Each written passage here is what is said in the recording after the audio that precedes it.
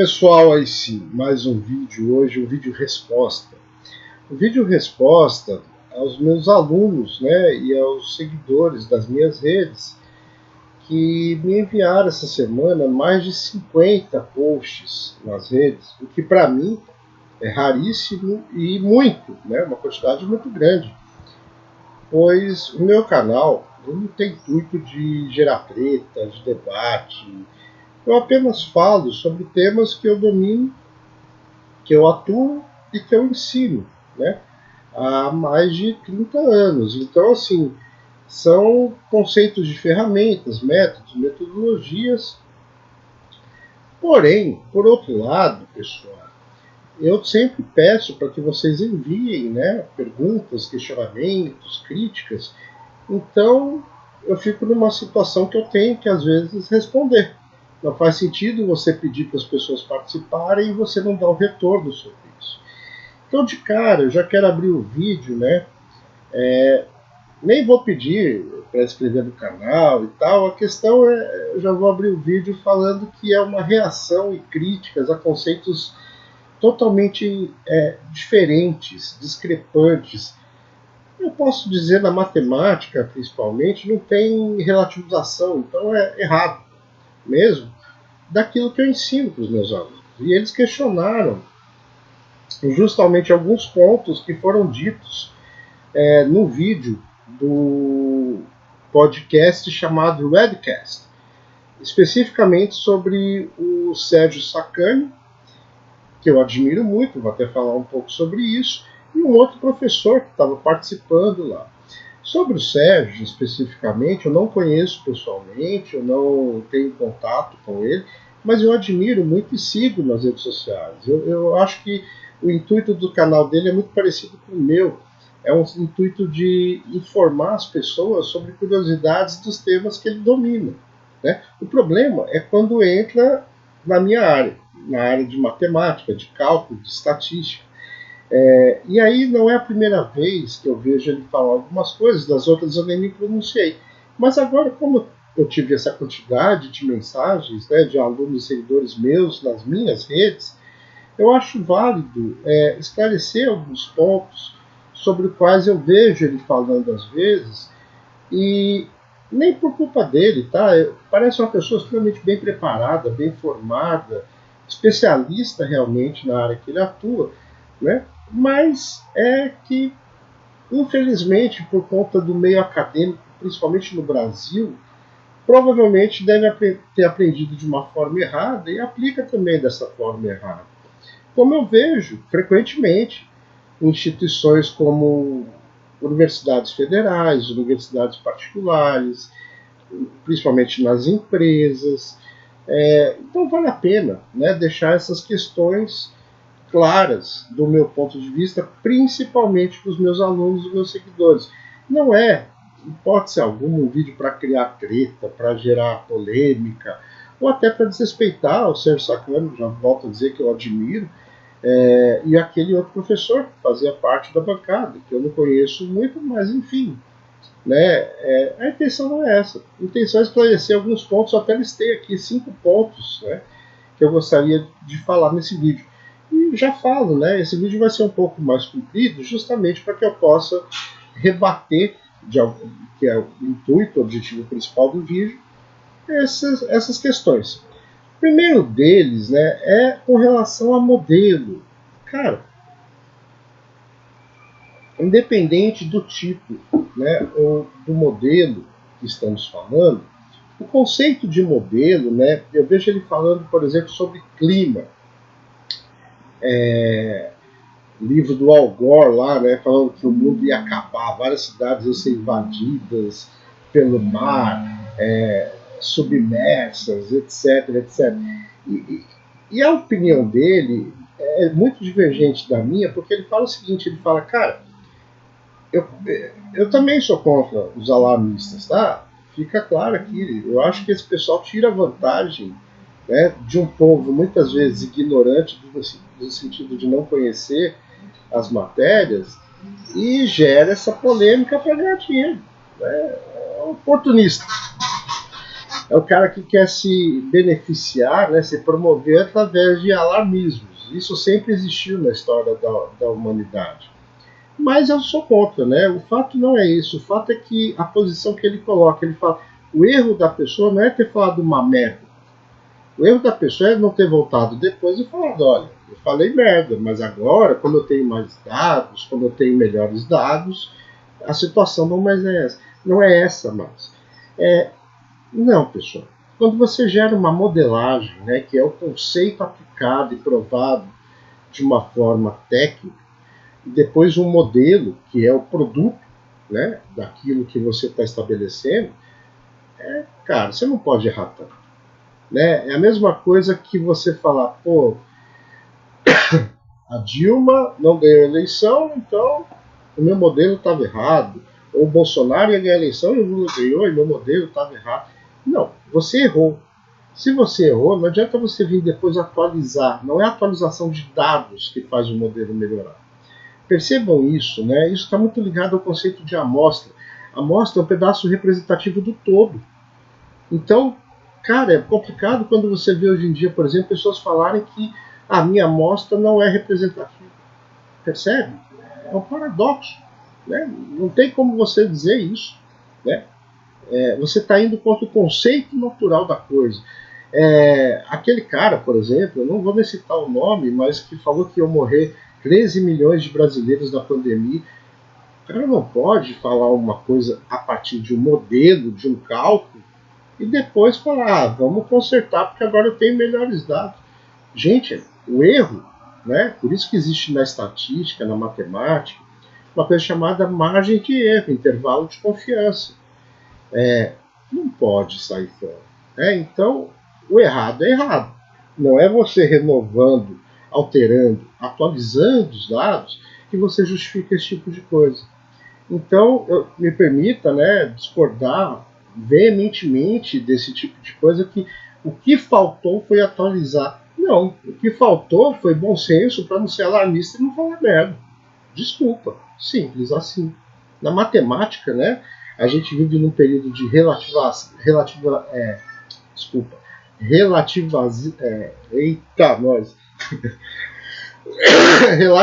conceitos. Na matemática não, gente. O certo é certo, o errado é errado. Você tem uma margem de erro, saiu fora dele, está errado. Modelo bom é o modelo que dá certo, é o modelo que funciona, é o modelo que se prova na realidade. Isso é modelo, né? É a prática da modelagem, independente de ser matemática, filosófica, enfim. Segundo ponto, eu já falei um pouco sobre a amostra, né? A amostra ela tem que ser representativa. E aí você já começa um problema no meio acadêmico, não é nem no Brasil, no mundo todo, de duas correntes. Se você pegar, né, cálculo de amostragem, qualquer livro de estatística, a gente pode pegar, por exemplo, como base, o livro do autor Montgomery, que é o mais utilizado no Brasil, por exemplo, nas universidades, mais de 90% das universidades, tem lá cálculos de regras de cálculo de amostragem, que, independente da equação, não tem nenhuma que eu conheça que é superior a 10 ou 20%, tá? Sendo muito otimista, do total. E aí tem pessoas numa corrente acadêmica que utilizam isso para os seus trabalhos. E isso é muito disseminado, ensinado nas universidades. E existe uma corrente acadêmica, uma segunda corrente, da qual eu faço parte, inclusive, que, cara, cálculo de amostragem não serve para nada.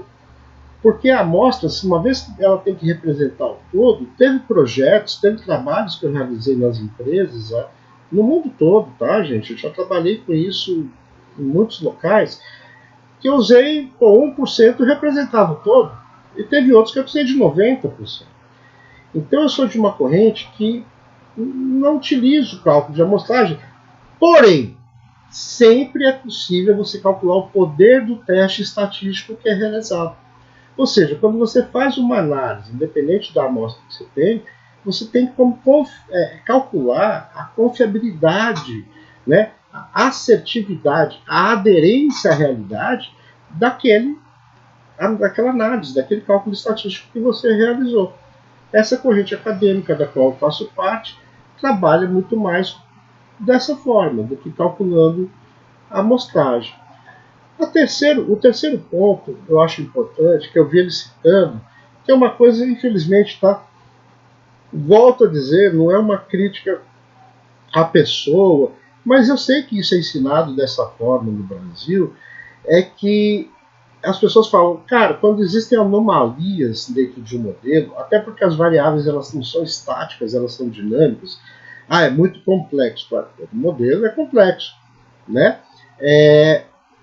Cara, a primeira regra de um modelo é que não pode ter premissa.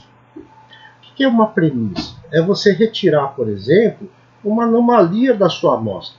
Ela acontece. Se ela acontece na realidade, você tem que conviver com ela. O seu modelo tem que englobar essa anomalia. Você não sabe se ela acontece uma vez por hora, uma vez por dia, uma vez por semana, uma vez por mês, uma vez por ano. Então você tem que conviver com isso, né? Então as pessoas hoje expurgam esses dados no meio acadêmico e aí nada mais você está fazendo do que criar premissa. Funciona, mas funciona sem isso. Funciona, mas funciona com chuva. Na segunda-feira, em São Paulo. Não, gente, não pode ter premissa. O modelo deve funcionar em qualquer situação. A aderência do seu modelo deve sempre ser aquela, dentro daquela margem de segurança, né, intervalo de confiança, em qualquer cenário. Por isso é modelo. Senão seria uma simples simulação. E aí a gente tem que tomar muito cuidado com isso. A terceira coisa, pessoal, né, e detalhe, tá, gente? As anomalias, eu não estou falando que você não deve retirar dados nunca de sua amostra para serem modelados. Não é isso. Mas a retirada desses dados tem que ser algo raríssimo. E, inclusive, existem muitas análises estatísticas que te ajudam a entender e a ter uma assertividade maior de quando retirar esses dados ou não retirá-los, né? Então, não existe uma análise única, pontual, exclusiva que resolva ou responda a todas as questões. Por isso existem tantas análises, senão existiria uma só.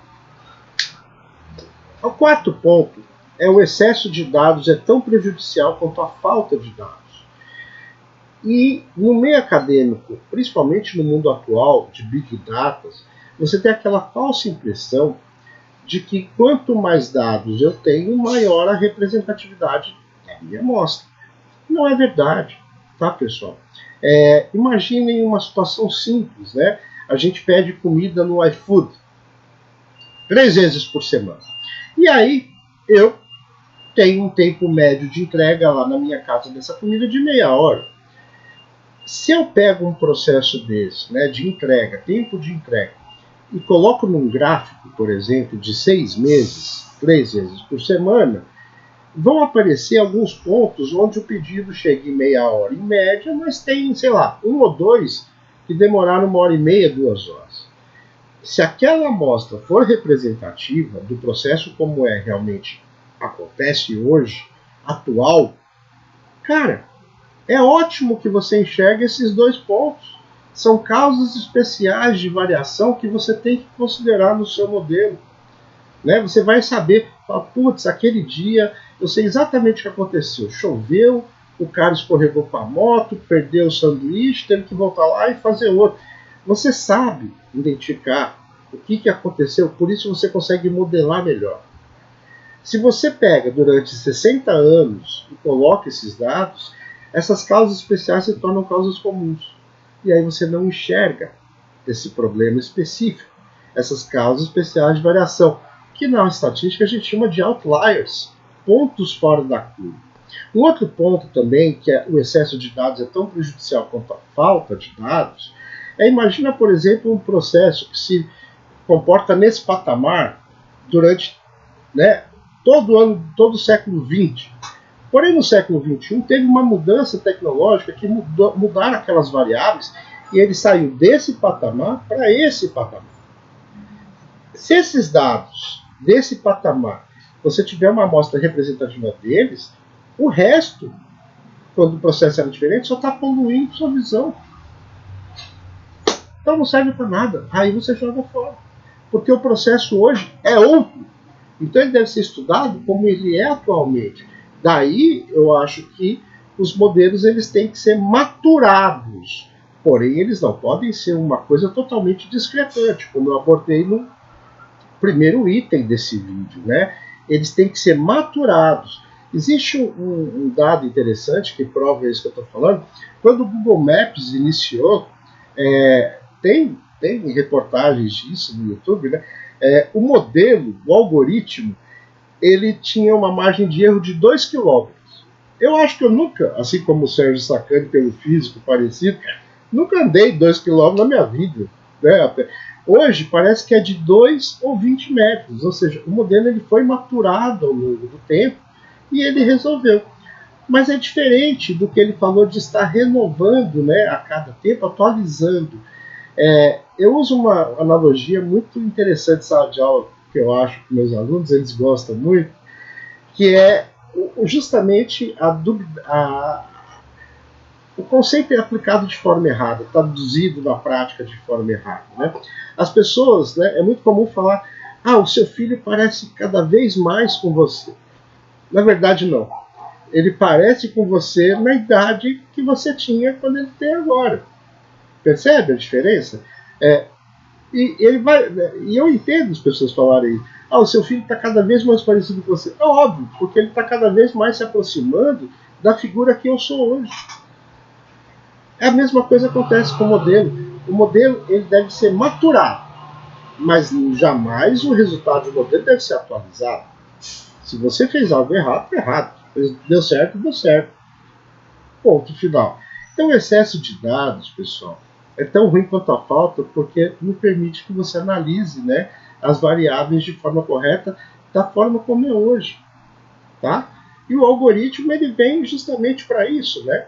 A evolução de um modelo matemático que seja aplicável na prática, né, vai gerar um polinômio, esse polinômio, o algoritmo que vai ser demonstrado através de um aplicativo, por exemplo. O algoritmo ele é dinâmico, para atualizar, para maturar de acordo com o real, mas mudar totalmente as variáveis e os padrões, assim como os intervalos de confiança que giram dentro daquele orbital, onde você tem uma variável de resposta, ou mais de uma, desculpa, isso é errado. Né? E por último, uma coisa que ele fala que eu acho interessante, que mostra muito a visão dos professores, volto a dizer, principalmente no Brasil, né? Que ele fala, cara, por isso que a pessoa está buscando tanto a física quântica, o computador quântico, a matemática quântica. É mais ou menos como se falasse que os egípcios teriam que esperar até os dias de hoje para construir as pirâmides. Ou que os romanos deveriam esperar até os dias de hoje para construir o Coliseu, né, os dutos de Roma. Né? Não. Tá? O computador quântico, né, ele vai ser uma ferramenta extremamente preciosa, porque é uma ferramenta a mais para o ser humano utilizar e aplicar o seu conhecimento de forma correta. Modelos podem ser feitos em qualquer nível, né? Pode ser feito no nível gerencial, de diretoria de uma empresa, no nível estratégico ou no nível operacional. Porém, quando você faz um modelo gerencial, as variáveis devem ser variáveis gerenciais. Estratégicos, as variáveis estratégicas. Operacionais, variáveis operacionais. Não dá para você querer fazer um modelo gerencial com variáveis operacionais. Elas não se comunicam. Existe muita coisa entre o céu e a terra. Isso se aplica também quando você fala de modelos de projeção ou modelos de regressão. Né? Eu não vou entrar aqui na parte acadêmica da coisa, mas são abordagens e perspectivas totalmente diferentes para que dê certo. Aplica também quando você fala, por exemplo, de uma região, de uma cidade, de um estado, de um país, do planeta ou, né, da Via Láctea. Então, cuidado com isso. É possível modelar qualquer coisa. O que você tem que fazer, na verdade, é aplicar esses conceitos de forma correta. E não se confundir ou se apoiar, né, em falta de tecnologia para que isso aconteça. A tecnologia é uma ferramenta, ela não pode ser um fim. Assim como metodologia. São meios para você atingir um objetivo. A estatística, no Brasil, e apenas para concluir o vídeo, ela sofre desse mal. É uma ciência que, a princípio, parece ser muito complexa. E muitos professores são culpados porque pegam isso como muleta para falar: não vou falar disso, não vou abordar esse tema. Uma população que não sabe nem calcular uma média, não dá para falar de probabilidade. Não. O professor ele tem como função principal tentar passar o conhecimento de forma clara para que as pessoas entendam e aprendam. Então, se o professor não consegue isso, o erro não é do aluno, é do professor. Cuidado. Né? Fica aqui meu vídeo, apenas para esclarecimento. Volto a dizer, não quero polêmica. Eu já tenho muita treta na minha vida, na minha empresa, no meio acadêmico que eu atuo, para criar tretas de internet. Infelizmente, né, ou graças a Deus, não tenho tempo para essas coisas. É apenas responder aos meus alunos, uma vez que eu abro esse espaço em todos os vídeos que eu gravo, e esclarecer esses pontos, deixando de forma clara que, cara, cuidado, né? Falem daquilo que vocês conhecem. Aqueles pontos adicionais, como estatística, matemática e cálculo, que muitas vezes não é o main, né? Não é o principal daquele conhecimento que você possui, são ferramentas importantes, métodos importantes para complementar o seu conhecimento. Cuidado quando você foca uma discussão em algo que você não domina. Corre o risco de você cair em erros como esses 5 pontos que foram citados por mim. Agradeço a todos, obrigado e até o próximo vídeo.